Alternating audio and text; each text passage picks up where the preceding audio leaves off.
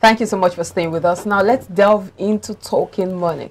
Of course, right now the world is now a digital space, and a lot of people are taking advantage of the social media, especially with the proliferation of different social media platforms: Facebook, Twitter, Instagram, TikTok, name it. A lot of people are taking good advantage of these platforms to make money.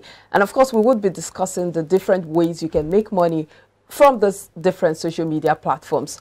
Samson, it looks like right now a lot of people, but you know, when you think about the fact that we have several social media platforms, it becomes quite difficult to manage all of them. But do you know that there are apps, there are people who know how to do all of this, who, when you make them your manager, you discover that they have ways of ensuring that what you post on maybe Facebook or Instagram appears on your other social media platforms without you even having to get involved or repeating all of this, you know, posts and all of that. And from there, they are making money and they are helping you promote your social media presence. And make money as well. Because when your social media presence is large in terms of traction, be it followership, subscription, or you know, those who engage in terms of, you know, reactions, feedback, it gives you more prominence, and depending on how much views you can accumulate as well, that gives you more money. So I think it's a win-win thing when it comes to social media. The social media managers. Yes, in terms of the content creators as well as you know, the social media managers,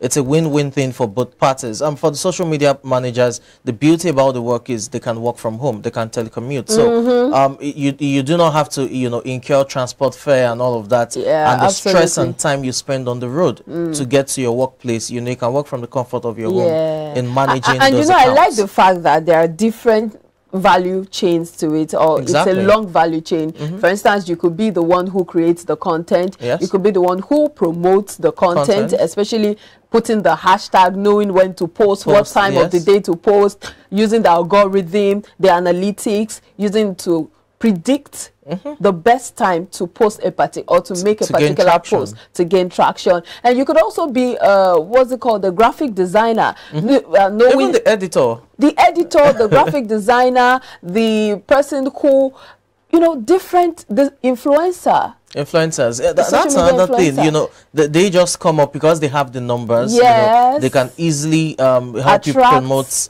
your products or services in terms of ads. And you look at it, there's seemingly, you know, a deviation from the conventional way of, you know, advertising in terms of going to your radio stations or TV stations to promote products and services. Now, you realize that social media is gaining more of that. You now have skit makers infusing adverts into their skits. You now have influencers who pull the number. They're not necessarily you know, skit makers or comedians, but they also have ways of engaging their fans and still infusing those ads into it. So I think for social media, really, it's a big Jude was telling me about one particular platform, Vskit, where you post your skit. You know, he's a skit maker too. So you post your skit there, and you just discover that you're getting the numbers. And you know that many of the social media platforms even pay you. So you build your platform, like TikTok also pays. In fact, most of them pay. I don't know if Instagram pays, but I know, I'm sure they will. I don't know about that, but I know Vskit, yeah, I think they pay.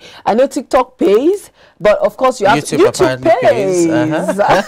So you get it, but you have to build your pay to a particular level, and that's the point. You need a social media manager who can help you build your page, and then when you get to a certain stage, you don't have to do so much. The money just starts flowing in. you know, the beauty about it as well is the fact that, you know, it's not restricted to a particular time. It's not like a 9-to-5 job, so you can create your content at any point in time. You can make money both ways. You're doing your 9-to-5, and side by side, that money is coming in while you're sleeping. And you look at those who manage these social media accounts as well. These are professionals who know how to engage, you know, the audience or the followers in terms of, you know, content. So I think for social media, they know what to post at what time. So I think for social media as a whole world, in terms of you know, business, it's a very big platform that enables all the stakeholders to make profit. I think the beauty about it is you just have to carve a niche for yourself. Are you trying to create the content, be it a skit maker or what have you, or are you the one trying to influence in terms of, you know, promotion of goods, services? Are you managing accounts? You know, whatever it is, just create a niche for yourself, and you find out that just you know, making money easily. Well, maybe just the cost of data will be the only. Yes, but of course you'd get your money back. It's apparently tit you for will. tat. It's tit for tat. And you know, one interesting thing about all of this social media influencing is that you talked about having a niche. Once you build a niche for yourself, sometimes a lot of people are just scattered everywhere. Today you are doing, I think I'm guilty of that. Today you are doing motivational talk. Tomorrow you are dancing to a particular song. Next tomorrow it's about educational. You get content, but there's a way you can streamline this niche. This social media managers also help with helping you identify your niche, helping you know this is what I'm good at, this is what I should focus on. Maybe it's just motivational talks. Every day you just post one motivational talk, I beg your pardon. So they help you carve a niche for yourself, and then from there you're able to build that niche in such a way that people now know you for that particular thing. And that's where, you know, the beauty of branding comes in. You know, we've talked about different aspects of social media business, be it content creation and all, but there's also the place of branding, especially for content creators. If you want to stick to the niche of, you know, educational content, then you have to do that. It could be education in terms of academics, or educational in terms of other soft skills, you know, that people can acquire by the side. I mean, nowadays you also have, you know, various tutorials regarding cooking, culinary skills and all of that. Once you go online, how to cook maybe a egusi soup, you know, you find all of those things. So you just have to create that niche for yourself and find out where you're good at. Is it going to be the educational aspect? If it's educational, that's also subdivided. Is it academics? Is it, you know, based on soft skills and what have you? Now, if you bring it back to, you know, your comedy, what kind of comedy again are you trying to churn out? You know, is it just the general comedy, or you're focusing on social ills? You know, you have several skit makers right now, but I think personally one of them is more into the, you know, issue of social ills, social injustice, you know, trying to address that from the skit. It tends to satirize these things just to bring awareness, as well as encourage people to get, you know, involved within the political process, you know, PVCs and all. So you find out that different comedians, despite the fact that it's just, you know, the niche of comedy, they also have different, you know, subdivisions. So I think overall, people just need to, you know, make good use of the platform. Yes. In terms of pushing your skill or your craft out there. Because this thing called a phone is a money-making venture. Money-making venture. A lot of people just pick up their phones, look at other people's content, and then laugh about it, waste time. But really, you can also make money while you're using that phone.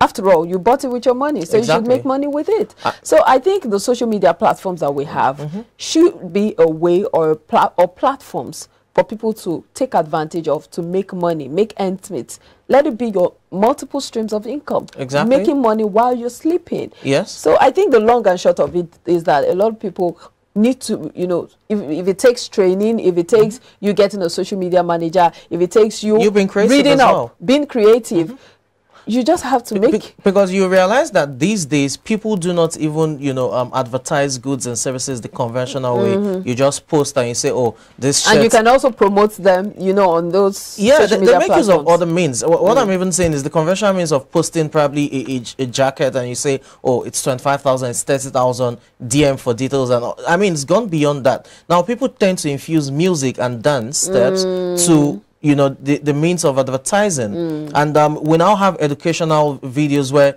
doctors and nurses as well would, you know, do the TikTok dance and all, while they're also educating you on maybe 5 ways to, you know. So with you know, with social media as well, music and dance has also been infused into it to ensure that content creation gets more creative and entertaining. I think that the summary of this is that you need to now look at yourself, look at your space, look at your phone, look at the look within, and look for that niche that you're comfortable with to begin to make multiple streams of income for yourself. We'll take a break now. We'll come back and the conversation continues. Please stay with us.